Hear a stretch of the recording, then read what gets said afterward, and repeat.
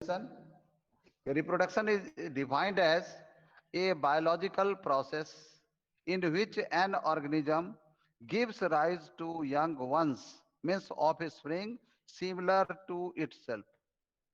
Reproduction को हिंदी में प्रजनन बोलते हैं। वह प्रक्रिया है जिसमें कोई भी जीव अपने ही जैसे दूसरे किसी नए जीव को उत्पन्न करता है। The offspring grow, mature and in turn produce the new offspring. जो भी नई संतान जन्म लेती है, चाहे वो किसी भी ऑर्गेनिज्म का हो, वो पहले ग्रो करता है, यानी उसमें वृद्धि होती है, कुछ समय के बाद मैच्योर होता है, और मैं after maturation now they will be also able to give birth to the young one. फिर उससे आगे वो नए संतानों को जन्म करता है। And it is a important process. Reproduction enables the continuity of the species generation after generation. अगर किसी भी जीव में रिप्रोडक्शन नहीं होगा तो वह जीव इस दुनिया से समाप्त हो जाएगा। जैसे हम कहते हैं डायनासोर के बारे में कि किसी समय किसी एक जमाने में डायनासोर इस पृथ्वी पर था, लेकिन अब वो नहीं दिखता है। They disappeared from this earth. Why? Due to lack of reproduction. वातावरण उसके प्रतिकूल था, उस प्रतिकूल वातावरण में वो अपने आप को एडजस्ट नहीं कर पाया, जिसके कारण जो है वो इस दुनिया से खत्म हो गया। तो to maintain the existence of life on this planet, especially we can say about the earth, reproduction is very important. क्योंकि जो जन्म लिया है उसको एक दिन मरना है, और अगर जन्म लेने का प्रोसेस बंद हो जाए, केवल मरने वाला चलता रहेगा, तो एक दिन ऐसा आएगा कि ये पृथ्वी खाली हो जाएगी। लेकिन ऐसा नहीं होता है, क्योंकि चाहे वो छोटा सा ऑर्गेनिज्म हो या कोई बड़ा विशाल ऑर्गेनिज्म हो, सब में रिप्रोडक्शन होती है। और फिर उसके बॉडी के अंदर जो उसके लाइफ साइकिल में जो डिफरेंट प्रोसेस है, ग्रो होना, मैच्योर होना, फिर रिप्रोड्यूस करना, यह प्रोसेस लगातार चलता रहता है। This is the mother with a child, infant. Do organisms create exact copies of themselves? क्या कोई भी जीव जो अपने नए संतान को उत्पन्न करता है वो अपने माता पिता की 100% कॉपी होती है, एग्जैक्ट कॉपी होती है? कहता है organisms look similar because of their body design are similar. जैसे एक अभी जो डायग्राम आपने देखा, एक माँ छोटे से बच्चे को जन्म दिया है, तो देखने में एक जैसा हाथ पैर नाक मुंह कान सारे स्ट्रक्चर उसी में होता है, इसलिए वो देखने में लगता है कि हाँ, मैंने ही और सी जो भी लड़का या लड़की जन्म लिया है वो माता पिता के जैसा होगा। If body designs are to be similar, the blueprints of these designs should be similar. अगर बॉडी डिजाइन सिमिलर है, इसका मतलब बॉडी डिजाइन का जो ब्लूप्रिंट तैयार हुआ, जिसके आधार पर उस जीव की उत्पत्ति हुई, वो भी एक जैसा होगा। Thus reproduction at its most basic level will involve making copies of the blueprints of the body design. ये अंदर की बात है, हालांकि 10th वाले स्टैंडर्ड में ये नहीं देना था, लेकिन सिलेबस में है तो हम लोग को डिस्कस करना पड़ता है। इसका मतलब रिप्रोडक्शन में जो बेसिक चीज है वो कोई ऐसा चीज जरूर है जो कि उसका ब्लूप्रिंट तैयार करता है। और वही ब्लूप्रिंट, जैसे ब्लूप्रिंट का मतलब हुआ जैसे कोई बिल्डिंग बनाना है, कोई घर बनाते हैं, तो उसका पहले हम लोग नक्शा तैयार करते हैं कि भाई इसमें हमें इतना स्क्वायर फीट जगह है, उसमें 2 बेडरूम चाहिए, एक किचन चाहिए, एक लैट्रिन बाथरूम चाहिए, एक हॉल चाहिए, इस तरह से। तो वो प्लानिंग होती है। उसी तरह से रिप्रोडक्शन में जो नए जीव की उत्पत्ति होगी उसके लिए कोई न कोई ब्लूप्रिंट तैयार होता है, और on the basis of that blueprint the new organisms are formed. अब वो ब्लूप्रिंट तैयार करने वाला चीज क्या है? वो सबसे इंपॉर्टेंट चीज है, that is the DNA. DNA का पूरा नाम deoxyribonucleic acid. DNA is present in the nucleus of your cell, is the information source for making proteins. DNA जो है आरएनए का निर्माण करता है, आरएनए प्रोटीन का निर्माण करता है। इसके बारे में +2 में जाके पढ़ना है। और प्रोटीन कैसा होगा, it will be decided by the DNA. और वही डीएनए बताता है कैसा प्रोटीन होगा, और उसी के आधार पर किसी भी ऑर्गेनिज्म का कैरेक्टरिस्टिक्स होता है। अब एक चीज देखो, प्रत्येक इंडिविजुअल में खास तरह का डीएनए होता है, और उसके प्रोटीन खास होंगे, और उसका करेक्टर अलग होगा। जैसे आजकल देखो कितना अच्छा मतलब सिस्टम चला है, अंगूठे के द्वारा लोग अपनी अटेंडेंस लगाते हैं। होता है ना, बैंक में कोई अफसर काम करता है, वो बगल में एक इंस्ट्रूमेंट रखा है, उस पर अंगूठा लगाएगा तो उसका सिस्टम चलेगा, नहीं तो नहीं चलेगा। और जो अच्छे अच्छे दस्तावेज होते हैं, जैसे कोई जमीन की रजिस्ट्री करनी है, कोई इंपॉर्टेंट काम है, आप अपना आधार कार्ड बनाए होगे, उसमें आपके पांचों उंगलियों का अंगूठे का निशान मतलब लिया जाता है। ये अंगूठा का निशान या आपके उंगलियों पर जो वो डिजाइन है, वो इंडिविजुअल टू इंडिविजुअल वेरी करता है। और ये वेरिएशन किसके कारण होती है? उसके प्रोटीन के कारण। और प्रोटीन क्या होगा, कैसा होगा, इसको डिसाइड करने वाला है डीएनए।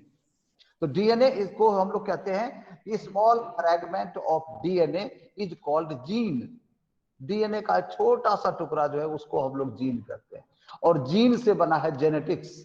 और जेनेटिक्स में हम लोग हेरिडिटी ऑफ कैरेक्टर्स के बारे में पढ़ेंगे, आगे जो टॉपिक है जेनेटिक्स और इवोल्यूशन वाला। If the information is changed, यानी डीएनए जो मैसेज लेकर आगे भेज रहा है, अगर वो चेंज हो गया सर। कौन? हाँ बोलो। जीन सर, एक बार फिर से जीन सर। जीन डीएनए का एक छोटा सा टुकड़ा है। डीएनए के बारे में भी अभी आगे और भी स्लाइड में डीएनए के बारे में लिखा हुआ है, तो डीएनए के बारे में जहां तक होगा अधिक से अधिक आपको हम बता देंगे। लेकिन जो मटेरियल हमने पीपीटी में तैयार किया है, इट इज और everything is on the basis of your concern syllabus, syllabus के आधार पर है। और भी बताएंगे डीएनए क्या होता है। डीएनए का पूरा नाम डीऑक्सी राइबो न्यूक्लिक एसिड, और यह इसको कहते हैं डीएनए इज ये पॉलीमर, लार्जर मॉलिक्यूल है किसका? पॉलीन्यूक्लियोटाइड्स का। और न्यूक्लियोटाइड क्या होता है कि डीएनए किन किन छोटी यूनिट से मिलकर बनी होती है, और वो यूनिट है सुगर, फॉस्फेट और नाइट्रोजनस बेसेस। इसके बारे में डिटेल में +2 में जाके पढ़ना है, उसमें ज्यादा उसमें जाएंगे फिर आपका ये टॉपिक रह जाएगा। मतलब आपको ये मानना है, ये जानना है कि किसी भी तरह का इंफॉर्मेशन या कोई भी कैरेक्टर किसी भी ऑर्गेनिज्म का जो है उसके लिए रिस्पॉन्सिबल उसका डीएनए होता है। If the information is change, यानी डीएनए आगे जो भी मैसेज देता है अगर उसमें कोई परिवर्तन हो गया, different proteins will be made, protein अलग अलग तरह का बन जाएगा। And different proteins will eventually lead to altered body design. अगर प्रोटीन बदल गया तो उसका बॉडी डिजाइन बदल जाएगा, जिसके कारण आदमी का सबका अंगूठे का निशान अलग अलग होता है। ये एक एग्जांपल देकर के मैंने आपको बताया कि every characters which are present in an organism, it is under the control of the DNA। DNA के द्वारा कंट्रोल होता है। और डीएनए इसलिए कंट्रोल करता है कि DNA is the genetic material. DNA जो चाहेगा, जैसा इंफॉर्मेशन आगे देगा, उसी हिसाब से आरएनए नए प्रोटीन का निर्माण करता है, और अलग अलग तरह के प्रोटीन के कारण हमारा कैरेक्टर अलग अलग होता है। देखो सभी इंसान, आप हम सभी इंसान हैं, सबके शरीर में वही खून है, वही हड्डियां हैं, वही मांसपेशियां हैं, लेकिन सबका कैरेक्टर अलग अलग है। ये डिफरेंसेस जो है it is due to the DNA. Therefore basic event in reproduction is the creation of DNA copy.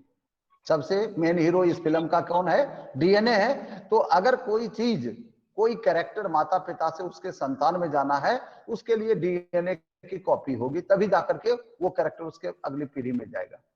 Cells use chemical reactions to build copies of their DNA।